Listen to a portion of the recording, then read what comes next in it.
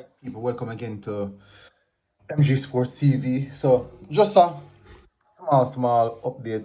As you guys know, already know that there was a situation last night at the Link Up finals, whereas Cavaliers players would have lost all the players would have lost some important items, documents, house key, car key, and all these things.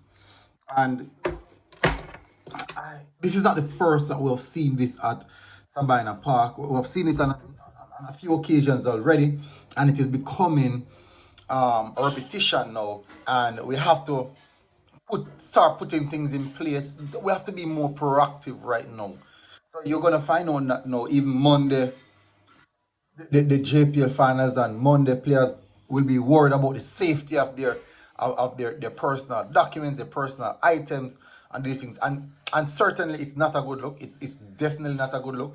I don't know who is responsible for security. I'm not sure who is responsible for security. I'm not sure it's the stadium who is responsible for security and securing the players' items and stuff, securing the locker room and all these things. And just saying, if it's the stadium of the organizers of the stadium who's responsible for security, I do believe that they should take the blunt of it.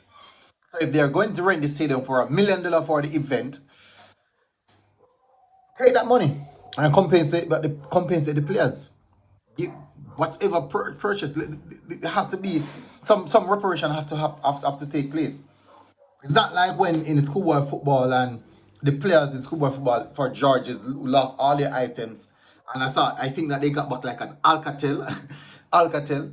Come on, these are Premier League players, and whereas they have very expensive phones, expensive items, cash in hand, and all these things, and certainly not a good look. It doesn't matter how you want to look. It's not a good look. It's not a good look on football. It's not a good look on Jamaica.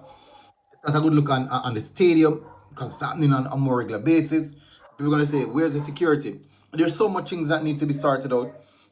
Even last night I was discussing with one of the players. They said like the players for each club don't even have an ID, and that has to be something that we have to fix now. So the members of the PFJL, you guys have to work on that, getting the players or see how best the clubs can work out IDs, identification for players. So when a transfer finish, a player has their ID and they can use those ID to maybe attend the events, the footballing events, which as you know, players are can go to football games. I don't think they pay to go in football games. Maybe they pay for their spouse, but not them. They don't pay for themselves. So they have the ID. So it's not like when you're going to players would have gone to the gate, they'll be barred out because the security don't know who they are and those things. So it's ideal. Now what they can do, because you don't want people can create counterfeit ID. What you can do is maybe publish a list of players for each club, or maybe something specific with the IDs they can use to identify it. Hey, so okay, so this is actually a genuine ID. Like when you have the money, you can check to see if it's a genuine money. So something like that, so that the players can have their identification. Players are just playing for a club, basically. People ask them, what evidence do you have to prove that you play for that particular club? They have to call the club. They can't present any. Maybe not even jersey can help them, because anyone can purchase a jersey. Anyways, but that's off topic. Certainly you can see the players. The players were devastated at halftime when halftime break happened, and they saw what happened when they went in the dressing room. The game took a while to restart. But you could see that on the players that they were really devastated. Players were crying. And I would understand, because there's a lot of young men playing for Cavaliers, like in the age of 18, 19, basically school boys. And their schoolboys, their phone is basically the everything. The phone is everything. For the young people, their phone is basically everything. I can't say different because I work with my phone, but so imagine. So certainly they would have lost basically almost everything that they have.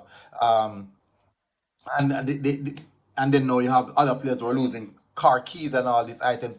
There's still no surety if cars move or anything like that. I mean, these persons have gone into the car, take what they can take. So that is the situation.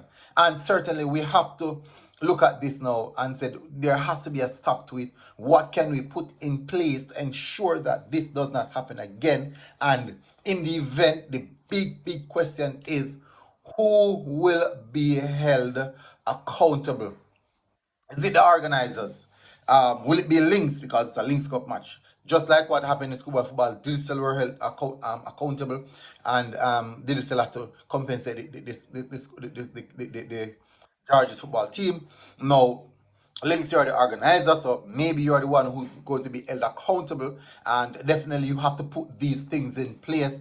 Just like how you said, boy, we check the ballers and said ballers should see if it this and that. Ballers should act responsible. Ballers should all of this, and we said these are all the intricacies we put on the shoulders of the ballers. But certainly now we have to look at it and say, okay, so they are playing their part. They are at the event. They are performing. Now, what are you doing as the organizers to really make the ballers feel comfortable, feel relaxed, feel a sense of assurance, security, assurance in security, so that the things are good and they feel safe. They feel safe. No one is going to come onto the pitch and attack them. No one is going to throw any bottles at them. All these things. So these are aspects of where the organizers would come in place now. And these are the things that they have to sort out and ensure that it is always on point. You have to ensure that these things are on point to avoid incidents like these. And for us to be in a situation like this now, it seems as if we haven't learned from what happened prior to. I don't really know how the dressing rooms structured, but what I was told is that people can enter from many different angles. But the question is, was there a security guard? Was there a security personnel at the door at that present time? What happened? Was the door closed? Is there a lock and key? These are all the questions that have been asked, which need answers to. If the door was closed, why wasn't? How did they gain access to it as well? Did they hit off the lock?